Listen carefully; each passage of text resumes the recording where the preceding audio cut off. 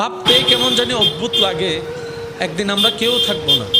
এমন অনেক মানুষ আজকে কবরে শুয়ে আছে যারা জীবনে নিঃশ্বাস নেওয়া অবস্থায় মরণের কথা হয়তো মনেই রাখে নাই।